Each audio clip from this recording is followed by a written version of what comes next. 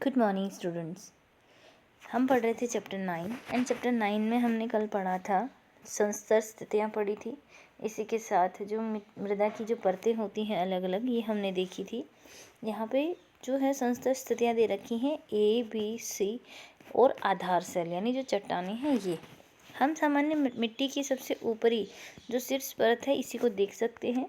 उसके नीचे वाली परतों को हम नहीं देख सकते हैं क्योंकि ये गहराई में होती हैं। यदि हम हाल ही में खोदी गई खाई के पार्श्व भाग को देखें तो हमें मिट्टी की भीतरी परतें भी दिखाई देती हैं। ऐसी स्थिति में हम उन स्थानों में के मृदा परिच्छेदिका का परीक्षण कर सकते हैं। मान लीजिए कहीं पे हाल ही में मिट्टी खोदी गई है तो जो गड्ढा है वहाँ पर जो है हम मृदा परिच्छेदिका जो अलग अलग इसकी जो परतें हैं उनको हम देख सकते हैं। ऐसी स्थिति में हम उन स्थान की मृदा परिच्छेदिका यानी जो परतें हैं उनको देख सकते हैं। मृदा परिच्छेदिका को कुएं की खुदाई करते समय अथवा किसी इमारत की नींव खोदते समय भी देखा जा सकता है। इसे पहाड़ों पर, सड़कों के किनारे या फिर नदियों के खड़े किनारों पर भी हम देख सकते हैं। सबसे ऊपर वाली संस्तर स्थिति सामान्य गहरे रंग की होती है क्योंकि इसमें ह्यूमस और खनिज जो होते हैं वो बहुत ज़्यादा होते हैं, इनसे भरपूर होती है। ह्यूमस मृदा को उर्वर बनाता है यानी उपजाऊ बनाता है और पादपों को पोषण प्रदान करता है। जो मिट्टी की सबसे पहला संस्तर होता है, सबसे पहली परत जो होती है वह उसमें ह्यूमस और उर्वरकों की जो है खनिज तत्वों की मात्रा जो होती है वो ज़्यादा होती है और यही पादपों को पोषण प्रदान करती है और मिट्टी को उपजाऊ बनाती है। यह परत सामान्य, मृदु, सरंध्र और अधिक जल को धारण करने वाली होती है और इसे शीर्ष मृदा कहते हैं। आज के लिए आपका जो क्वेश्चन फर्स्ट है वो है शीर्ष मृदा की विशेषताएं बताइए। तो अभी मैंने जितनी भी आपको विशेषताएं बताई हैं कि जो मिट्टी की ऊपरी परत होती है उसमें जो है अगर हम बात करें ह्यूमस की या खनिज तत्वों की बात करें तो ये अधिक मात्रा में पाए जाते हैं। ये पादपों को पोषण प्रदान करती है। ये मृदु होती है, सरंध्र होती है यानी इसमें कई सारे जो है भाग खाली होते हैं, स्पेस ज़्यादा होता है कणों के बीच में और इसकी जल धारण करने की क्षमता अधिक होती है। जो शीर्ष मृदा होती है उसको ए संस्तर स्थिति भी कहते हैं। शीर्ष मृदा कृमियों, कृंतकों, छछूंदरों और भृंगों जैसे अनेक जीवों को आवास प्रदान भी करती है, तो ये भी इसकी एक विशेषता हो गई। छोटे पादपों की जड़ें पूरी तरह से शीर्ष मृदा में ही रहती हैं। छोटे छोटे पौधे होते हैं उनकी जो जड़ें होती हैं वो शीर्ष मृदा में ही रहती हैं, लेकिन जो पेड़ होते हैं उनकी जड़ें गहराई तक अन्य परतों में भी जाती हैं। शीर्ष मृदा के नीचे की परत में ह्यूमस कम होती है लेकिन खनिज जो होते हैं वो ज़्यादा होते हैं। हम दूसरी परत की बात कर रहे हैं।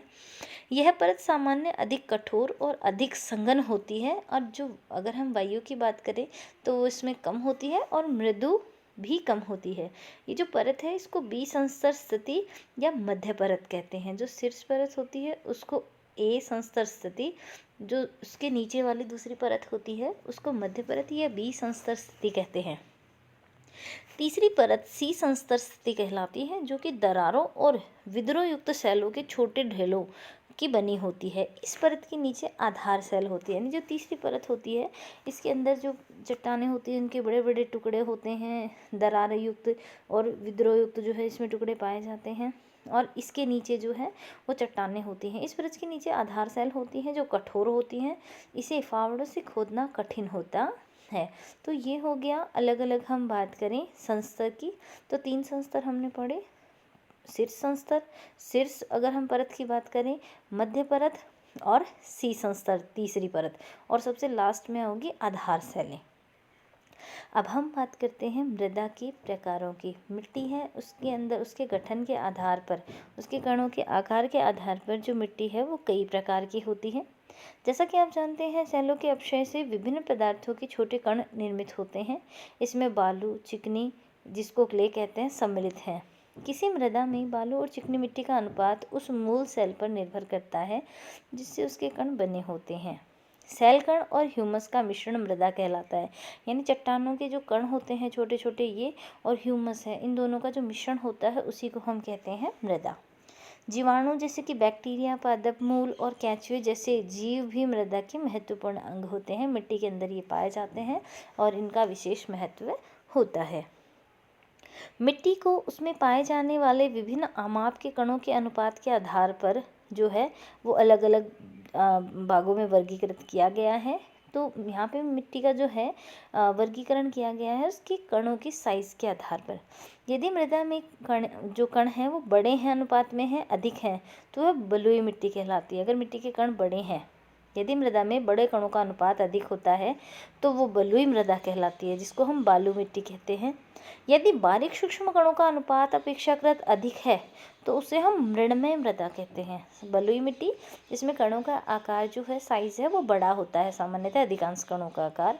मृणमय मृदा जिसमें कणों का आकार जो है अपेक्षाकृत छोटा होता है। यदि बड़े और छोटे कणों के बीच कणों की मात्रा लगभग समान हो तो उसे दुमटी मृदा कहते हैं। दुमटी मृदा, जैसे कि नाम से ही समझ में आ रहा है, दो। मान लीजिए कोई मिट्टी है, उसमें बड़े उसके जो कण हैं उनका लगभग, मिट्टी के सभी कणों का आकार लगभग बड़ा है तो वह बलुई मिट्टी होगी।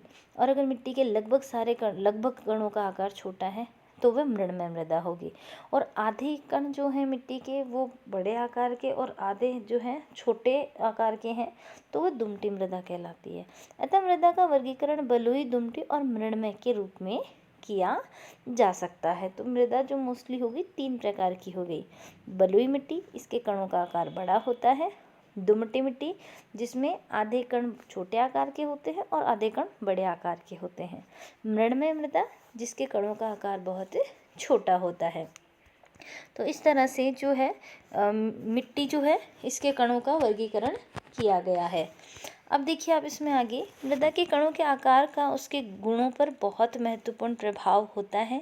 बालू के कण अपेक्षाकृत बड़े होते हैं। बालू मिट्टी के जो कण होते हैं वो अपेक्षाकृत साइज में बड़े होते हैं और ये आसानी से एक दूसरे से जुड़े नहीं पाते हैं। इनके बीच में काफ़ी जगह होती है। यही कारण है कि बालू मिट्टी में जल धारण की जो क्षमता होती है वो बहुत ही अधिक होती है।